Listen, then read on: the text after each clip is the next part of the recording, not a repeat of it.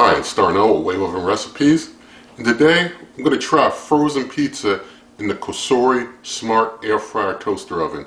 We're going to see how it does with a frozen pizza right now. Alright, so the pizza for the day is the DiGiorno 3-meat Rising Crust Original, and you're supposed to heat the oven, if you were cooking in a conventional, to 400 degrees Fahrenheit and cook it for 23 to 27 minutes. We're going to see what the Cosori can do. I'm going to press the button here to wake it up, and I'm going to turn down to pizza.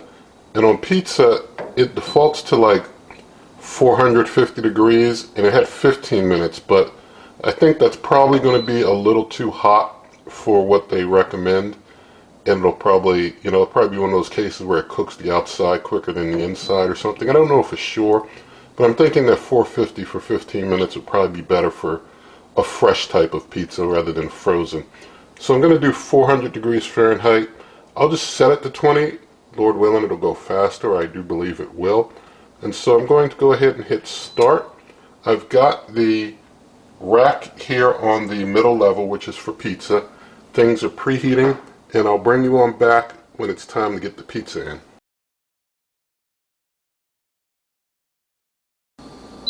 Alright, the preheat has finished, and now it's time to get the pizza on in. So going to open on up and slide it on in there, close up and hit the start button, and we'll let that cook for a while. I'll bring you back when it looks like it's ready to come out of there.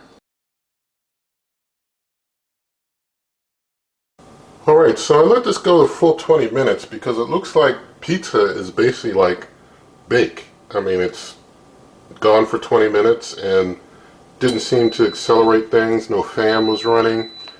It was just like a bake, just like an oven bake.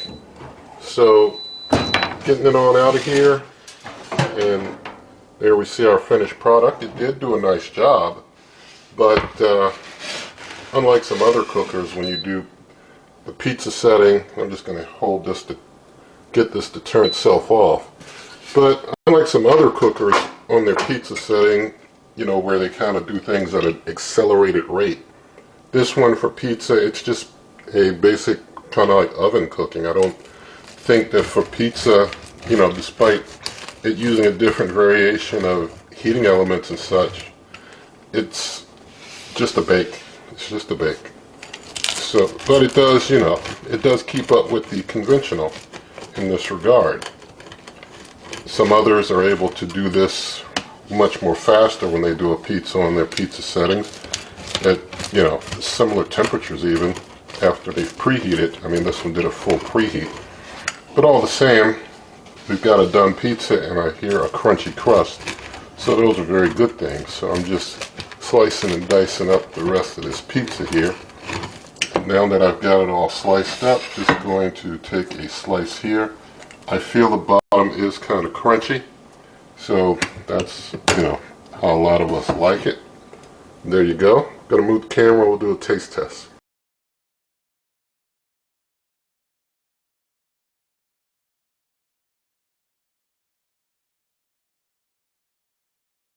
Alright, so we've got our finished pizza here, so it's time to do a taste.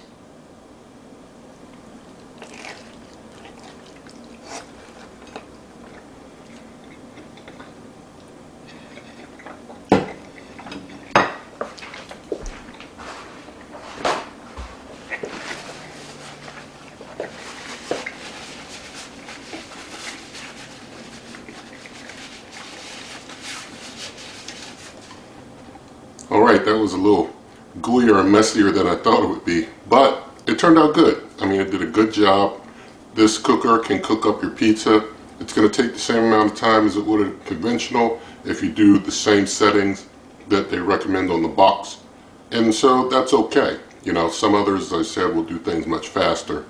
Some, like this one, will do just fine. One key thing here, I didn't have to spin. Everything's done on all sides very well. I didn't spin it all. I didn't touch it while it was in there cooking. Just let it set for 20 minutes. Came out nice. So that's cool. Pretty good. And also, if you want, you got the app. You also got the integration with your voice assistants if you want some of that action. It's all good. Anyway, if you did like this video, you can of course give it a thumbs up. Also in the video description, ways to help this channel. Also, you can subscribe. You can hit that notification bell. You can leave those comments too. And good eating.